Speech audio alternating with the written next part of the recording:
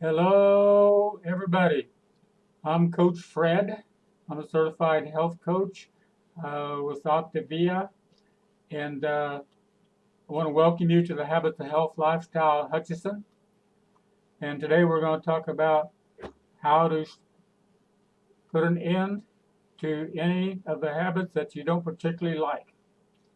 Stopping binging is the one we're going to particularly talk about, but it'll work with many, many different bad habits.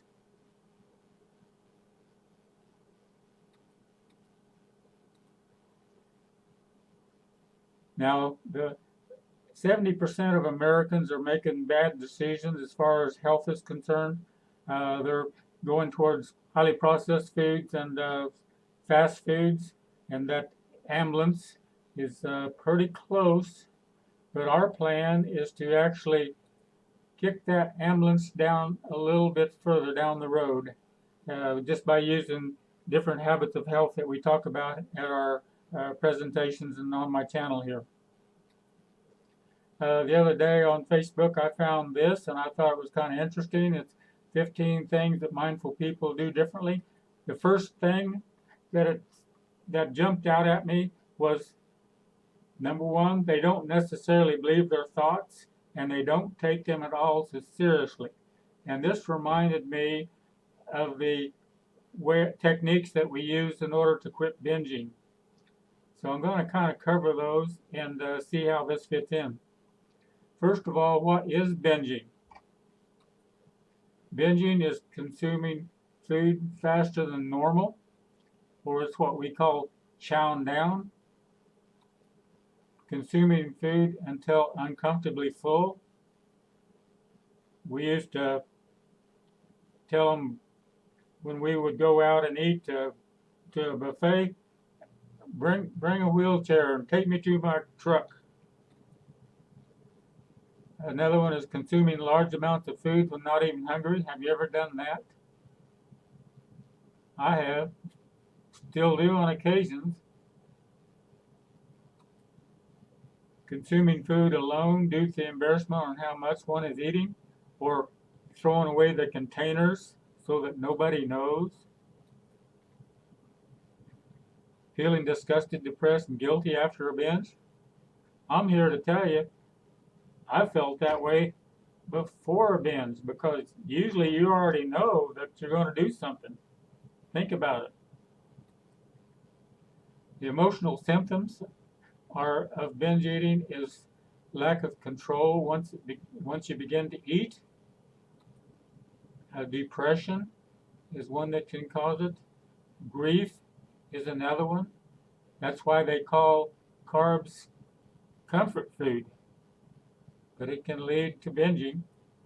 Anxiety, nervousness, shame, embarrassment, disgust or self-hatred about eating behaviors.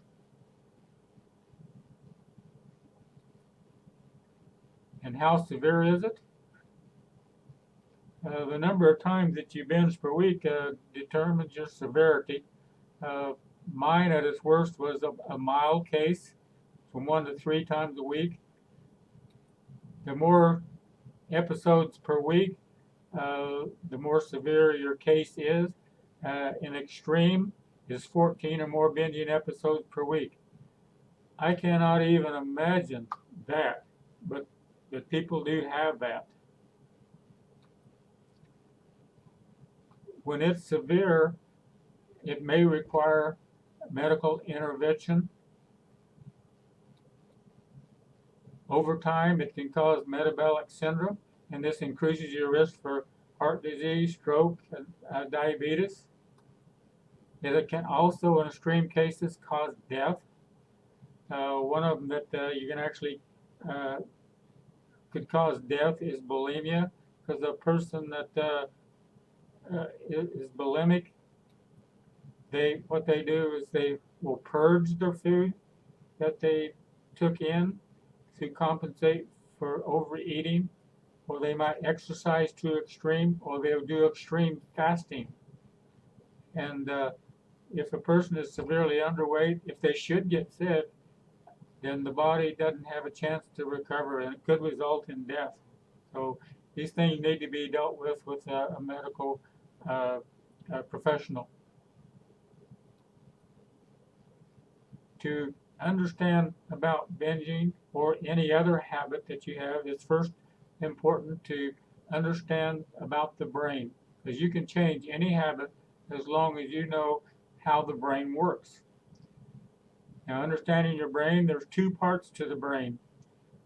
There's the lower part down here, the chatter brain. We call this the lizard brain. This is the brain that's been around forever. And then there's the U brain that's more recently developed. This is the one that makes you what and who you are. And you need to understand the innermost thoughts. First, the chatter brain. This is the ancient brain. This is what it does. It's the one that's when you think things, that's where it's coming from. It's coming from that part of your brain. It suggests all these different things, and but its priority is survival, the status quo. It wants things to stay the same. It wants to stay safe. It's the one that controls life and death. Fight or flight, it's the primitive brain. This is like when the saber-toothed tiger jumped out, the person either fought or they ran. The thoughts and urges from this part of the brain sound like you because there's no speech in this part of the brain. So it hijacks your speech. It sounds just like you do. So this is why some of the ideas sound really good, because it sounds like you. It only persuades. It has no power to move. It has no power to talk or anything else. It's the one that tells you, eat, eat, eat, eat. Get it while you can. It's for instant gratification. I want it now, now, now, now, now. It's highly emotional and repeats dramatically if you don't act on it. And it uses your voice. It sounds like you, and it can get sounding pretty intently dramatic sometimes. It wants you to stay the same. If you were okay doing this yesterday, let's do it again today. Don't take any chances. It is the part of the brain that supports habitual habits. If there's anything you get out of this video, I want you to remember that the habits and behaviors that come from the chatter brain, this is where it originates. So any bad habits you have, you can blame the chatter brain. The next part is the U brain. That's the more recently developed part of the brain. It's able to set priorities, goals, it's logic. It has aspirations of what you want to be or become. It's the morality part of the brain. It's more evolved. The last time you made a moral or ethical decision come from this part of the brain. It's vocal. It's the one that does the talking. It's where the speech comes from. So it has final say in all the action. It has full reign over walking, talking, and everything you do. It moves comes from this part of the brain. It wants to make the best choices. It's okay to delay gratification if it's going to achieve a greater good.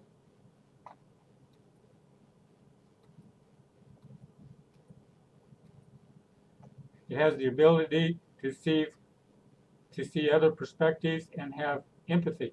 I think this is one of the greatest things that the human brain does, is to be able to have empathy for another person or their situation.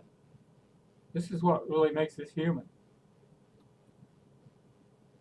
It wants to grow, it wants to learn, and is willing to take risk in order to improve the reward. To kind of explain it another way, you're the driver of this bus. You have all kinds of people there, and they're all shouting at you and say, oh, I want to go to the sports arena. Some of them want to go to the mall to eat. Some of them want to go to the antique district. Uh, they want to go all different places, and they're all hollering at you at the same time. That's like the chatterbrain suggesting all these things. Well, you're the driver of this bus.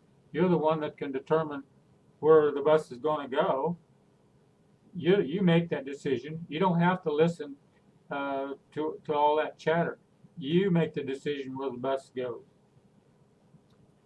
Another idea using the bus is you're standing there waiting for a bus. Now the bus routes are just like the thoughts that come from your chatterbrain. If you don't take that bus because it's not going where you want to go, there's another bus that's going to come and replace it. It's the same way with the chatterbrain. You have this thought, and it sounds pretty important. It sounds pretty good because it sounds like you. But if you don't act on that, then it's going to be replaced with another thought. So another thought can replace that, and that's what you want to do if it's something that's going to lead you astray on your habits. Now here's the 3 steps to quit binging or any other habit. It works just as well on alcohol, smoking, drugs, or sex addiction. Any of these things, use these 3 steps, and it's helpful. It won't solve it one day, but it can sure lead you in the right direction. First of all, say it. Say it out loud. Say it out loud, because that gets it out of the chatterbrain, which has no speech ability, and into the real brain that does have speech ability. So when you say it out loud, you're getting it out of the chatterbrain and into the you brain where you can work with it. The second thing is you want to separate it. This is what you're doing when you say it out loud. You're getting it out of the chatterbrain and getting separately into your brain so that you can deal with it and make decisions from there. And the third thing is to stare at it like from an outside perspective. Isn't that interesting that chatterbrain, that person, thinks that I ought to stop by the store on the way home and get a carton of ice cream? And I know full well if I do that, I'm going to eat the whole thing. It's going to get me out of my fat burn. I won't be losing weight. I'm going to feel miserable physically, and I'm going to feel miserable mentally. So is that something that I want to do? Isn't that interesting that thing, the chatterbrain, would suggest something that's going to make me feel miserable? That's what the chatterbrain does. So that brings us back to this. 15 things that mindful people do differently, and that they don't believe their thoughts and they don't take them seriously. Now, it takes 21 days to form a habit, at least, probably longer. And when you start doing a new habit, instead of the old one that didn't provide you the goals in life that you wanted, then you start forming new neurons. It's like rewiring your brain. You're building new connections in your brain, and when it becomes stronger, then the bad habits won't have a pull as strong as they did before when you keep doing the new habit. But you have to do the new habit enough times that it has more strength or pull. Healthy habits and unhealthy habits, once you get started, they're difficult to stop, so choose your habits wisely to start with. But to know that if you have a bad habit that you don't like, it doesn't have to be like this. Use the tips that I've suggested in order to help get rid of that habit.